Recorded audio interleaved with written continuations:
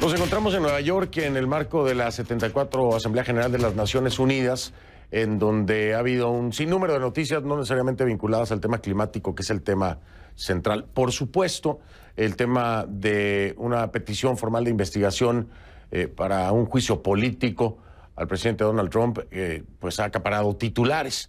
Pero al mismo tiempo, Venezuela, como era de esperarse, ha sido un tema muy discutido y ha sido discutido por varios países.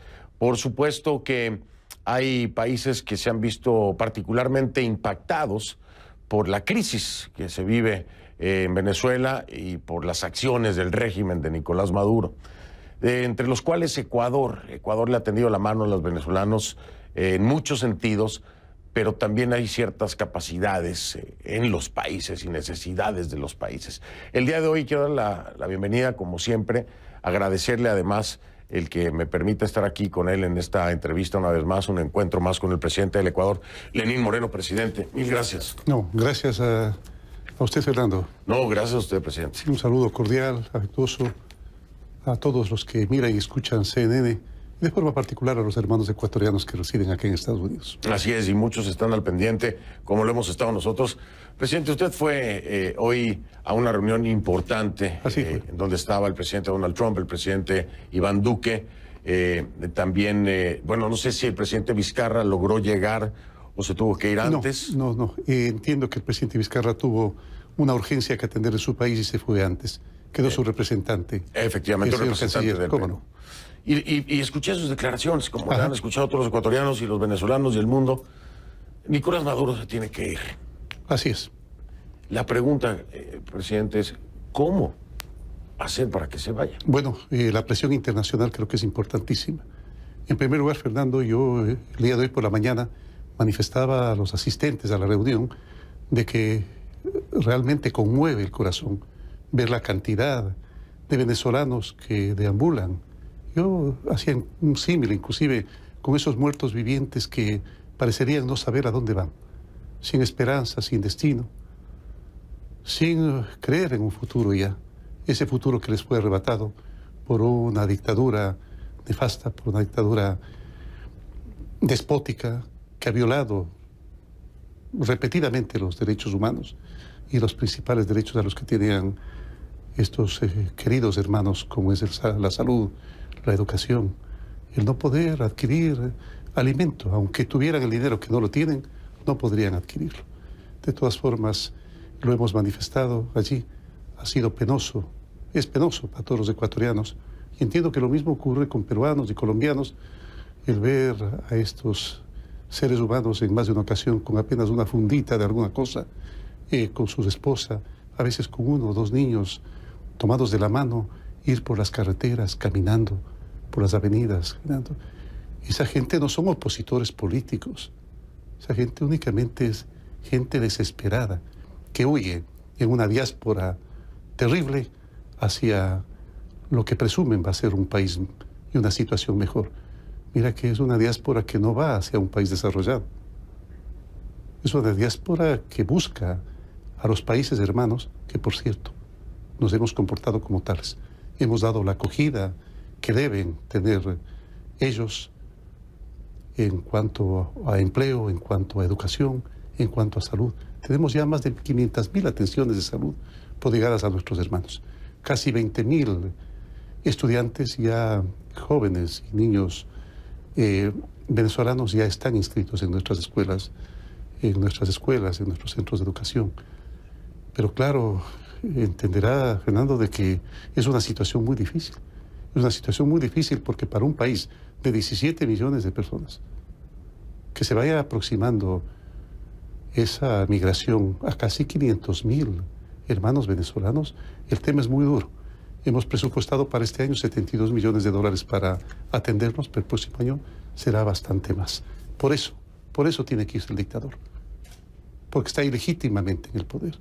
Y a la Asamblea Nacional determinó quién es el presidente legítimo, el señor Juan Guaidó, al cual hemos apoyado y hemos reconocido a su embajador en el país. En esta reunión que se ha dado, se exponen diferentes puntos de vista, pero hay un reclamo mayormente los países afectados. Estoy hablando afectados o impactados, ¿no? Colombia, Perú, Ecuador. Se debe asumir el costo, y le estoy hablando literalmente del costo monetario, del económico. Se debe asumir esto a nivel comunidad, a nivel global. El Grupo de Lima, que no se cansa de sacar resoluciones. Así es. ¿No? Pero no se ha podido asumir en bloque. Es decir, esto le está costando al Estado ecuatoriano, le está costando al Estado colombiano y al Estado peruano. ¿Qué hace falta para entender que este es un tema global? Bueno, voluntad internacional, voluntad de los países desarrollados. Pero no dicen que lo entienden tanto.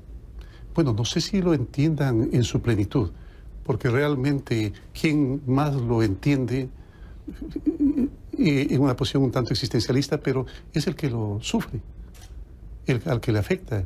Y realmente a los hermanos ecuatorianos lo está afectando, y muy fuertemente, pero hemos sido siempre solidarios con todas las migraciones que hemos tenido, no tan fuertes como esta. Recordemos que esta migración es la segunda después de la migración en el mundo, después de Siria. Entonces, sin duda, nos afecta. Y claro, hay gente que en más de una ocasión empieza a manifestar sus actitudes y sus comportamientos, sus criterios xenófobos, pero claro, lo estamos deteniendo y estamos explicando a los ecuatorianos que no debe ser así, que en algún momento también a nosotros nos tocó migrar. ¿Recuerda usted, Fernando, allá por los años 2000, cuando un grupo de banqueros deshonestos metieron la mano en los bolsillos de los ecuatorianos y les sustrajeron sus ahorros? Muchos ecuatorianos tuvieron que ausentarse a este gran país, a España, a Italia, a Inglaterra, y desde allá pues inclusive han sido una buena solución para la obtención de remesas que llegan en una buena cantidad, digo, en relación y en proporción a la economía ecuatoriana. Esos ecuatorianos que perdieron la esperanza nos la volvieron a dar desde el exterior. Presidente, dice algo muy importante, el tema de la xenofobia que empieza a brotar en algunas partes de Latinoamérica en contra de los venezolanos, por mil y un razones, ¿no? Ya lo dice usted, se habla con la gente, se les explica. Y quienes no entienden o critican las medidas migratorias que puede adoptar un país como Perú, un país como Ecuador, para que los venezolanos tengan que presentar un documento, una visa de tránsito para poder ir al país, a donde quieren, aplicar por una visa humanitaria. Muchos lo toman como una restricción que les impide el desplazamiento en una situación de emergencia. Muchos piensan que Ecuador cierra las puertas y lo complica para que ya no lleguen más. ¿Qué le responde usted a esos venezolanos que así lo sienten? Bueno, sí, nosotros sabemos que territorio y economía son aspectos que tienen una cabida específica y no más. Ecuador, ya vuelvo a recalcar, van acercándose a los 500.000 hermanos venezolanos que están allí. Los hemos recibido siempre con cariño, los hemos recibido con afecto y vuelvo a recalcar, con educación, con salud, con seguridad, y están consiguiendo empleo. Pero hay un límite que no se puede. Sí, que ya se rebasó hace rato, pero sin embargo lo hemos, no digo tolerado, porque no debe tratarse con ese término una migración de seres que sufren, pero sí que ya ha colmado nuestra propia capacidad de poder atenderlos. Por eso es lo que hemos dispuesto que desde el próximo mes empiece un censo migratorio, para poder determinar sus necesidades y poder determinar también las acciones que debe tomar el gobierno para atenderlos. Ahí yo tengo confusión, o sea, a lo mejor tú me puedes sacar de la duda sobre este tema del corredor humanitario, que se había anunciado, primero que estaba contemplando, después que habría un corredor humanitario, si no estoy equivocado, alguien de su gobierno. Sí, como no, la señora ministra de Gobierno. La ministra de Gobierno después salió a decir que siempre no se haría, y yo ya me quedé, como muchos, ¿va a haber corredor humanitario o no? Lo que había manifestado la señora ministra del Interior es que va a haber el corredor humanitario. Lo que pasa es que está finiquitando, alistando los mecanismos que se van a utilizar para que ese corredor humanitario sea una feliz realidad para tantos niños, principalmente para tantos padres que buscan a sus hijos, hijos que buscan a sus padres y que posiblemente están en otro país hermano. ¿Hay alguna fecha contemplada? Yo creo que no debe tardar mucho. Allá para octubre, de repente, ya empezamos a tener el corredor humanitario. Y las condiciones son las mismas, ¿no? Que se presente... Sí, la visa humanitaria. La visa humanitaria. La visa humanitaria. Para el corredor humanitario, no. Para el corredor humanitario debe presentar, pues, la visa del país de destino. La visa del país de destino. En todo esto que hablamos, tan complejo y tan doloroso, tengo que traerle a la mesa algo que me gustaría reaccionar y me dijera cómo se siente. El expresidente Correa entrevistando a Nicolás Maduro. Y se lo pregunto porque lo escucho a usted tratar de solucionar este conflicto, esta situación, y apoyar a los venezolanos, y de pronto vemos al expresidente, porque es un expresidente del Ecuador, entrevistando al responsable de toda esta catástrofe humanitaria. ¿Cómo se siente como presidente, como ecuatoriano? ¿Qué piensa de eso? Porque, les digo, ¿no le llama la atención? Bueno, rompe la lógica de cualquier persona con algo de pensamiento, ¿verdad? Ventajosamente nosotros no caminamos hacia allá. Y hacia allá íbamos, Fernando. Íbamos a ser Venezuela. Venezuela, pero sin el dinero que tiene Venezuela, sin el petróleo que tiene Venezuela. Imagínense, hubiera sido una catástrofe para el Ecuador. Ventajosamente, los ecuatorianos tuvimos un cambio de dirección. Dejamos de creer en los cuentos de hadas, los cuenteros, y en este momento estamos definitivamente transparentando cuentas, poniendo en orden las finanzas, pero sobre todo reencaminando al país hacia el desarrollo. Hemos vuelto a confiar en la empresa privada como la motora del desarrollo, como debe ser, como la motora fundamental de la generación de empleo y, por supuesto, como la motora de la producción, de la inversión, del empleo, de los salarios tan necesarios siempre para el bienestar de las familias.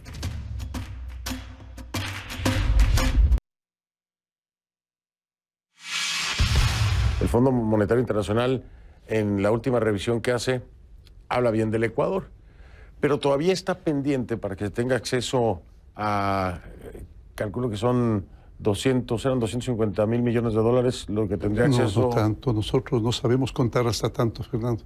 Acá se habla... 250... Acá se habla de esas cifras con mucha naturalidad. Sí, no. Allá, como suelo decir yo, no sabemos contar hasta tanto.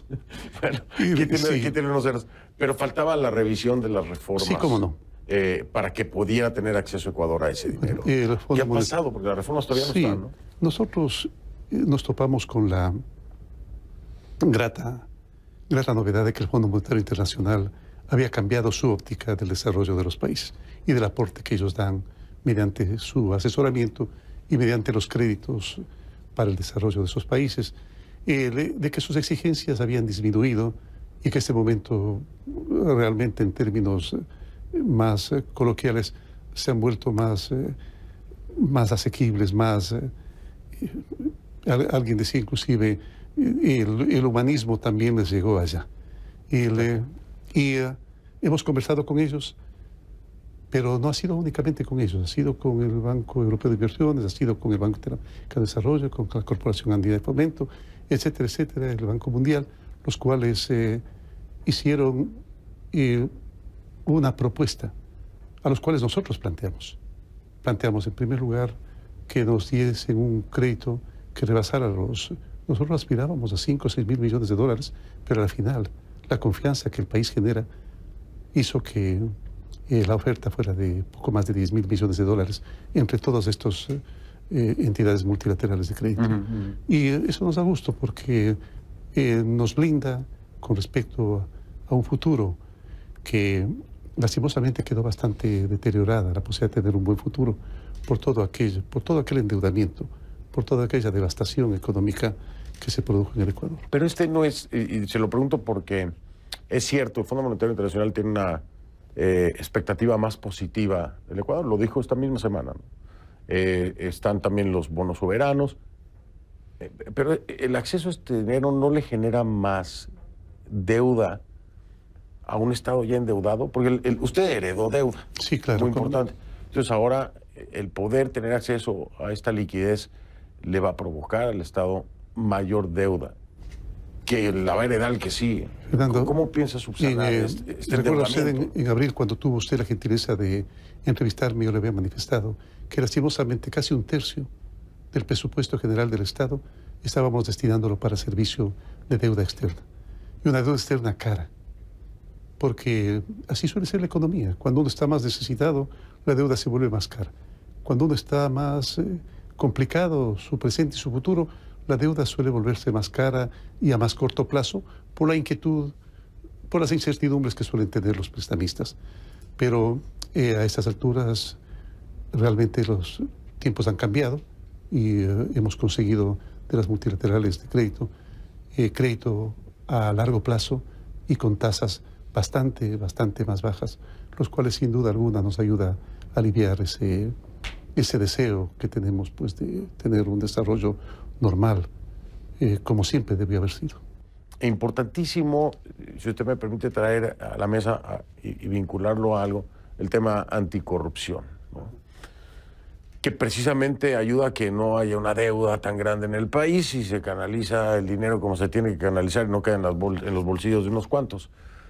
Hay en proceso la creación, precisamente con Naciones Unidas, de una comisión internacional contra la corrupción en el Ecuador. ¿Cómo va eso? ¿Cómo va avanzando? ¿Y a quién se parecería más? ¿A una CICIG de Guatemala que hoy fue destruida en el Pleno por Jimmy Morales, el presidente, o a una Maxi que está funcionando en Honduras? Bueno, la situación entre Guatemala y Ecuador es bastante distinta. Nosotros hemos recuperado nuestra institucionalidad. La institucionalidad de Guatemala prácticamente estaba casi devastada. Entonces entiendo yo que el presidente Morales habrá tomado su decisión y la respeto. Nuestra decisión fue lograr un punto medio en el cual solicitemos a los organismos, a las instituciones internacionales que se preocupan por este aspecto tan democrático, tan necesario para los países, de que nos proporcionen a personeros que nos ayuden a luchar contra la corrupción, siendo asesores de nuestras instituciones. No investigadores. No, si es que se les precisa, a lo mejor sí, pero que se respeten nuestras instituciones. Porque no es que nosotros tenemos desbaratado nuestra institucionalidad, todo lo contrario, la hemos recuperado. Y es una institucionalidad que ahora disfruta, por dar un término, de autonomía y de completa libertad como para sus decisiones. Fiscalía, Contraloría, Justicia, Asamblea Nacional, todos tienen absoluta independencia. Ya no hay injerencia del Ejecutivo en las decisiones que ellos tomen. Las hemos dejado tomar libremente y creo que a lo mejor no con los pasos acelerados que hubiéramos esperado, pero creo que están avanzando a buen ritmo. Ahora, en el tema de la institucionalidad hay quienes señalarían, y yo me atrevo a hacerlo, con la confianza que ya tenemos a través de los años. Pero claro que sí. ¿Cómo poder hablar de instituciones fuertes cuando ha sido requerido por las autoridades ecuatorianas, el expresidente Rafael Correa, ni Interpol ha podido hacerlo, llevar a que se presente? Está fallando la institución. No, entiendo yo que son procesos. De repente la institucionalidad internacional, más que la nacional, porque las instituciones ecuatorianas tienen claro que es necesaria la presencia del expresidente como para que responda a las acusaciones y muchas que tienen su contra, por muchos aspectos, que van desde los crímenes comunes, la corrupción, hasta secuestros. Él tendrá que responder. Lastimosamente creo que tiene vergüenza. Vergüenza de hacerlo. Vergüenza de hacerlo porque si existe una fase que linda la comicidad, es precisamente el ridículo. El ridículo no es sino cuando descubrimos que una persona no es lo que siempre nos había dicho, no es lo que siempre habíamos pensado de él. Yo creo que debería dejar de avergonzar a la gente, a los partidarios que todavía tiene allá, y regresar y frentear, como siempre solicitó de los opositores políticos que estaban en el exterior, que regresen al país y respondan por sus acciones. ¿Le tocará a usted ver regresar al expresidente Correa? ¿Cree que le alcance su gobierno o lo va a ver ya como ciudadano? Bueno, yo creo que los seres humanos todavía no lo hemos visto todo. Pero lo veo muy difícil porque su imagen está bastante desprestigiada. Sin duda tiene mucha gente agradecida, principalmente instituciones, empresas, personas muy agradecidas por todo lo que recibieron de él. Pero yo creo que el Ecuador está madurando políticamente. Le digo esto porque conoce el caso argentino perfectamente. Sí. ¿No? Conoce todos los señalamientos, investigaciones, rendiciones que ha dado Cristina Fernández. Y es fórmula de vicepresidenta, ¿no? ¿No puede pasar lo mismo con el expresidente Correa? ¿No lo vean a lo mejor en una fórmula de vicepresidente? Bueno, la posibilidad siempre existe. Entiendo que muchos argentinos también habrán pensado que la expresidenta Cristina Kirchner no iba a regresar jamás a una... Eso lo pensamos. Pero ahí está, por eso digo, creo que los seres humanos siempre tenemos al frente un abanico inmenso de posibilidades. Y aquello que consideramos una certidumbre en más de una ocasión no se cumple. Vuelvo a recalcar, creo que todavía no lo hemos visto todo. Me preocupan esas palabras, no, se lo confieso, presidente. Todo lo contrario, porque son las que deben animarnos a que no vuelva a pasar. Porque realmente el recuerdo negativo del pasado nos ayuda a que construyamos un futuro mejor. Déjame preguntarle acerca de esto del aborto por violación, ¿no? A ver, le están pidiendo desde la Asamblea, algunos asambleístas, que vete usted, que sea usted el que vete precisamente esto de la despenalización del aborto por violación. Fernando. ¿Qué piensa? Fernando, no es un asunto político. A mí me preocupa que esté siendo tratado en la Asamblea, que ha sido tratado en la Asamblea, que es un organismo político, y que se lo envía al Ejecutivo, que también es un organismo político. Yo creo que es un asunto científico, es un asunto técnico. Hay que entender con claridad varios aspectos, que van desde lo biológico, lo fisiológico, lo psicológico, desde el mismo desarrollo del feto para saber en qué instancia realmente el tejido tegumentario se transforma en el sistema nervioso. Pero una violación, presidente Moreno. Yo, sin duda alguna, estoy pensando acerca de ello. Estoy solicitando a distinguidos científicos ecuatorianos, inclusive a personas de religión, que me den sus opiniones. O sea, usted todavía, usted mismo como sí, Lenín Moreno, no como el presidente, usted todavía no lo tiene claro. Le soy sincero, Fernando, no todavía. Yo quisiera tener toda la información, toda esa información de la cual parece que careció la Asamblea para tomar la decisión que tomó. ¿Cree que se tenga que repensar y replantear? Hay que repensarlo siempre y replantearlo de manera permanente. El ser humano no es un ser que ha llegado al término de su evolución, es un ser en camino y cada vez hay muchos elementos que se añaden a su fisiología, a su psicología, a su anatomía, a su espiritualidad inclusive, que hay que tomarlos en cuenta. Y el tema es sumamente delicado y complejo, pero yo entiendo su respuesta entonces a un veto presidencial para que se despenalice. Tengo un mes para hacerlo. Tengo un mes para hacerlo. Pero no lo saca completamente. Todavía no lo tengo procesado de manera completa. Quiero pedir... ¿No lo descarta, verdad? Tampoco. Pues no, ni lo descarto ni lo acepto. Okay. Todavía, hay tiempo todavía, Fernando. Creo que los seres humanos a veces tomamos decisiones apresuradas y luego, lastimosamente, corregirlas nos toma mucho tiempo. Y cambio en la legislación para sanción. Hay quienes proponen que vaya de 25 a 40 años para aquellos que cometen una violación. ¿Le parece sin rebaja de pena? Pues es posible que sí, Fernando, igual. Son penalistas también los que nos están asesorando, pero me temo mucho que no necesariamente el aumento de penas ha sido la solución a los crímenes de la humanidad. Tal es así que inclusive donde existe pena de muerte, donde existen sanciones severas, todavía siguen habiendo actos de corrupción, violaciones, asesinatos y todos los crímenes que afectan a la humanidad. Hablando de la Asamblea, presidente, tenía unos datos. 8 de 16 proyectos que ha presentado usted, 8 de 16, es decir, la mitad desde 2017, se han convertido en leyes publicadas en registro oficial. Los otros 8 restantes todavía no. Hay unos que están en el Consejo de Administración Legislativa, calificados, otros van a segundo debate, en fin, pero está la mitad. Le quiero preguntar, porque esto tiene que ver con el legislativo y el trabajo del legislativo. Claro. Y está trabajando bien el legislativo, le tienen la mitad de los proyectos parados. Bueno. ¿Lo siente bien, mal, más o menos? No nos olvidemos que es un conjunto heterogéneo, ¿no? No es un conjunto homogéneo. En el periodo pasado venía una orden casi divina de arriba y los asambleístas votaban a favor o en contra de acuerdo a lo que se mandaba acá. No. Acá, vuelvo a recalcar, la Asamblea tiene completa autonomía. Reconocemos su heterogeneidad, reconocemos la variedad, lo variopintas de las distintas pero de las tampoco es opiniones. Que trabajen lento, ¿no? Digo. Yo creo que a la final es mejor que las decisiones dictatoriales e impuestas. Bueno, sí, se demore un poco. Yo coincido. Se demore un poco, pero claro, podría ser más acelerar un poco más Acelerar el paso y ser más certeros en las decisiones, pero ojalá todas las cosas se hicieran como nosotros queremos. Y en buena hora que no es así.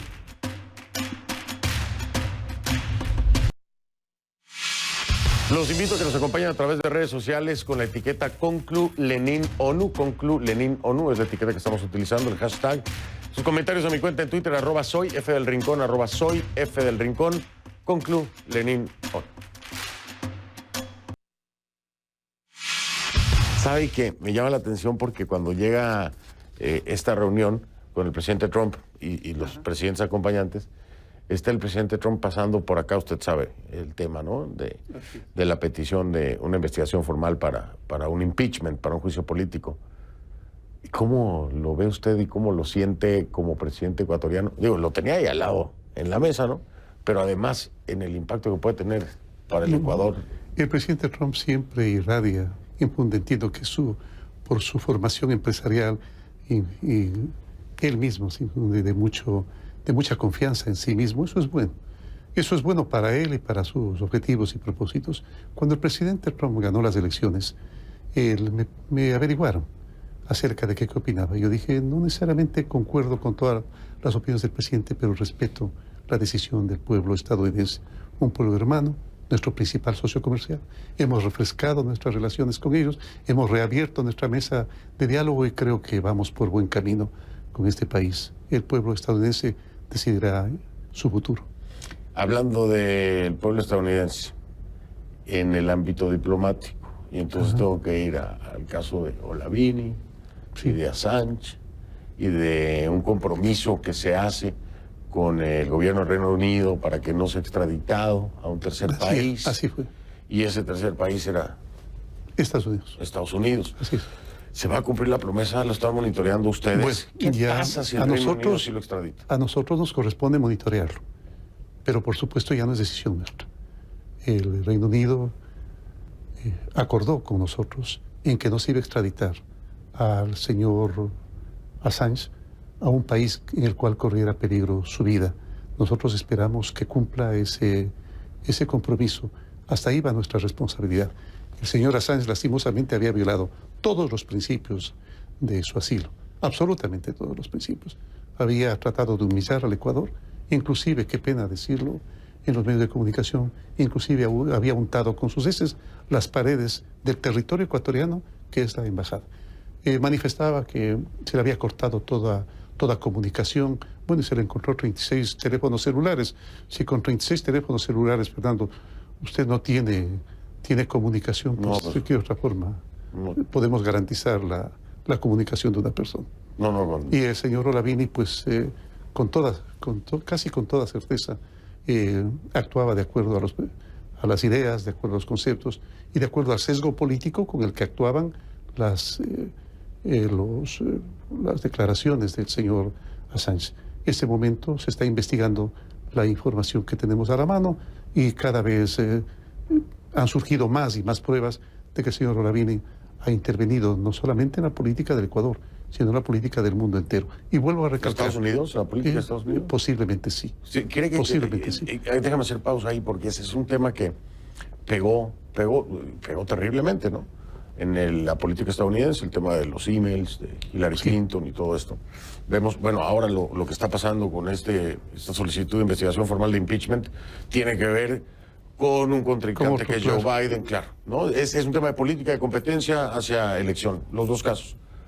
Pero, de acuerdo a la investigación que ustedes tienen, el poder entender que un actor externo, como Olavini, por quien sea que haya trabajado, haya podido influenciar en la elección estadounidense, ¿es algo posible, de acuerdo a lo que ustedes han investigado, están viendo? Es probable que sí, Fernando. ¿Sí? Yo quisiera ser, si usted me lo permite, muy respetuoso con la política estadounidense. Cada país le tocará determinar su presente y le tocará determinar su futuro.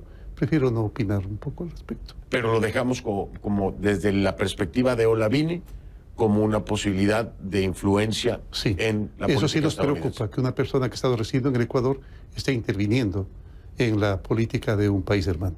Así como fue una de las razones por las cuales decidimos dejar sin efecto el asilo al señor Assange, porque ha intervenido sin tener ningún derecho y después de haberse comprometido a no hacerlo, en la política de países hermanos. Varios países hermanos, y vuelvo a recalcar, con sesgo siempre. Siempre con sesgo. ¿Y se tienen las pruebas ya para poder decirlo con toda certeza? Bastante, pero ¿Se presentarán alguna usted vez? entenderá que ellos no... No, son yo gente que sé no trabaja a la luz del día. No, y Es gente yo sé que siempre hay está cosas bajo en la reserva, ¿no? oscuridad.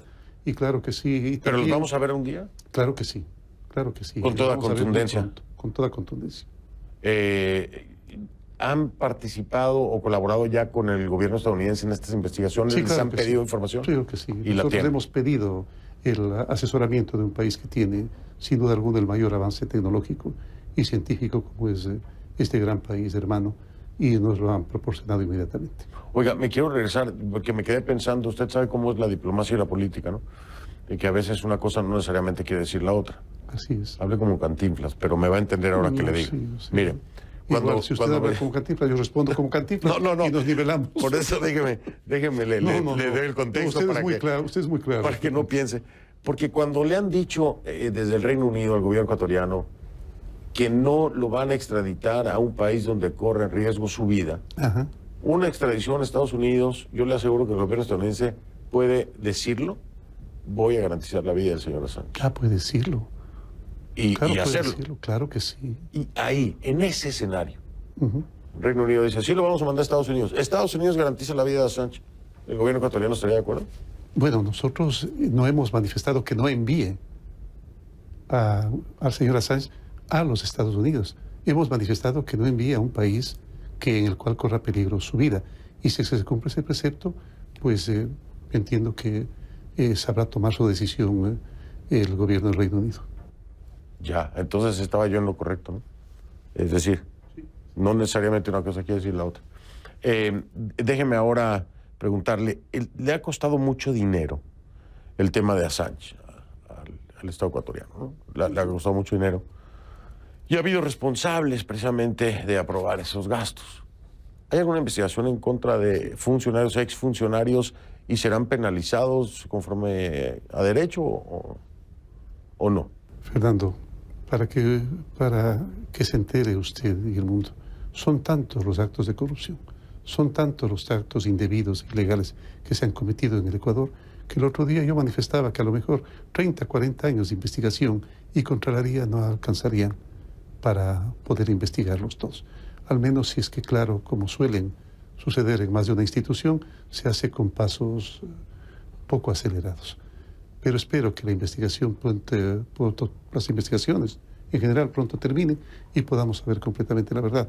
Pero sí, se gastó mucho dinero en mantenerlo al señor Assange, inclusive proporcionándole seguridad privada. Y ese dinero vino de los... Bien, lo necesitábamos para otras cosas. Hubiera alcanzado perfectamente para construir 1 o 2 centros médicos con todos los servicios, o un hospital, o varias escuelas que tanta falta nos hacen, como las escuelas comunitarias que fueron cerradas, casi 2 o 3 mil en el periodo anterior, y que ahora las estamos abriendo. Oiga, y hablando de recursos, hubo oportunidades, y UNASUR, ¿cuándo por fin ya queda afuera? Bueno, nosotros hemos conversado. Blanco, eso vale mucho dinero, ¿no? Bueno, sí, hay que saber aprovecharlo.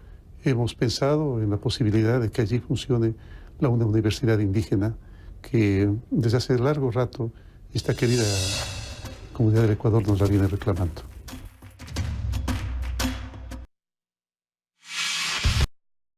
¿Cómo se siente hasta el día de hoy, después de haber tenido que retomar un país que primero lo veía como un heredero, porque así lo veía, ¿se acuerda que platicábamos? Del correísmo, ¿no? Después dan el golpe de timón y dicen, no, pero no se parece, parece que no va por ahí. Después dicen, no, pero si él sabía todo lo que estaba haciendo el otro, que no se haga. Y entonces llegamos a este punto. No, no es verdad. Además, porque vuelvo a recalcar, esas cosas no se hacen a la luz del día. No. Claro, siempre espera ocultarse en la noche, y lo digo en sentido figurado, para poder hacerlo. Parece que había una maquinaria que funcionaba con una mecánica casi exacta, casi perfecta, de asignaciones, de distribuciones, de captaciones de recursos, de la cual, por supuesto, habíamos gente que no estábamos dispuestos jamás a participar.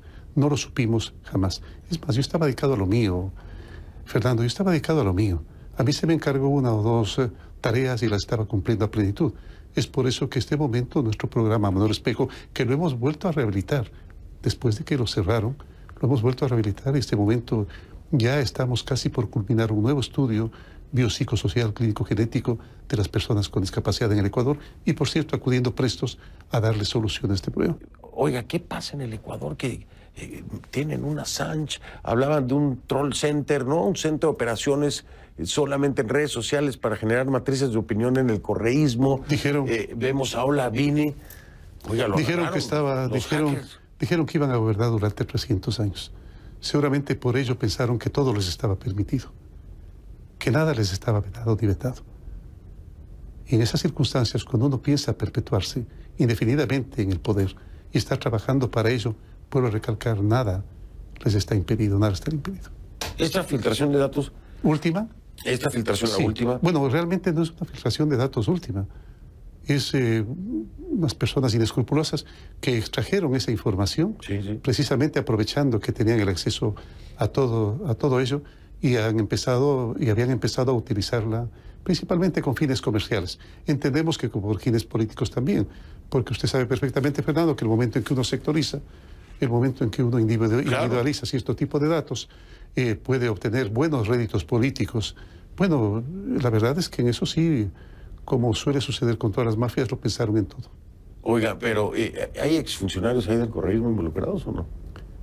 Bueno, son exfuncionarios los que fueron detectados que se habían sustraído esa información, esos datos, pero ventajosamente ahora con nuestro ministro de Telecomunicaciones, al cual usted conoce, Fernando, Andrés Michelena, pues nos han garantizado de que esos datos, los datos de los ecuatorianos están a buen recaudo, y en ese momento toda esa información irá al data center de la CNT para que estén realmente blindados y los ecuatorianos puedan tener paz, por lo menos con respecto a este tema.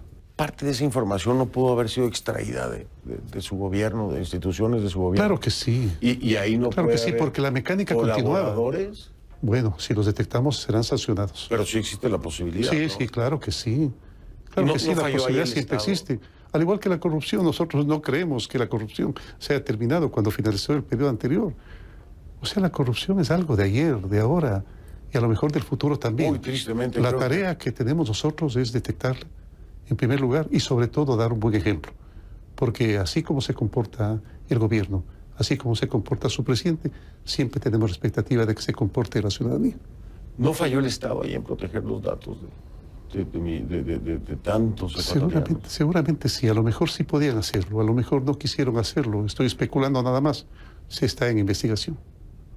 ¿Cree que se debe aplicar la ley de forma particular en la violación de la privacidad de los niños? Cuando se ha extraído información de niños, digo, terrible. Ya se va. Terrible. Además porque puede esconder fines protervos, ¿no?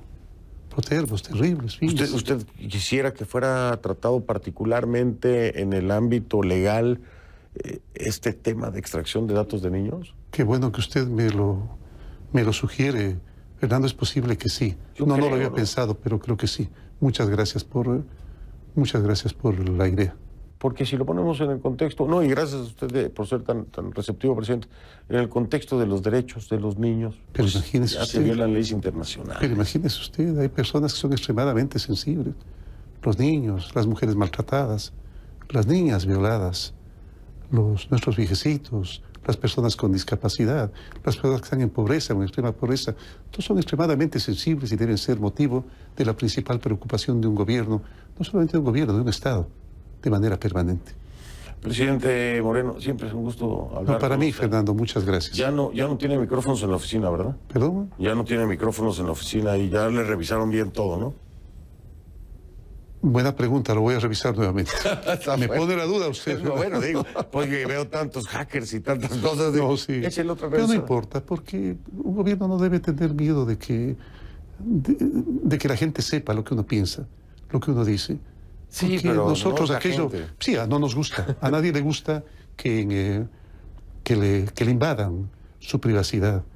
Imagínense qué desagradable sería, por más buena intención, entre comillas, que tuviese, que pusieran un una cámara o un micrófono en su habitación donde usted viva. No, ni me diga. Ni me diga, porque busco el cablecito y hasta donde mejor ni llega. se lo digo para que usted no se imagine. ¿Sabe qué? Ahora yo voy a regresar a mi casa a revisar todas las lámparas para quedarme tranquilo. Gracias por darme la idea también, presidente. No, Oye, gracias. ha sido un placer. Pero no, siempre un placer. Y muy gentil. Gracias. Muy amable. Gracias.